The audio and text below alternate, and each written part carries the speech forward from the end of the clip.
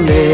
তুই পরের বাহু ডোরে আমার ভেতর যাচ্ছে পুরে তুই হিনা এই আমিটা তিলে তিলে যাচ্ছে মোরে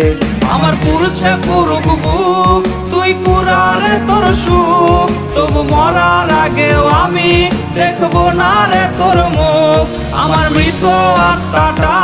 তোরে ডাকবে একদিন খুব আমি দেখবো সেদিন তুই ওর কেমনে রবি চুপ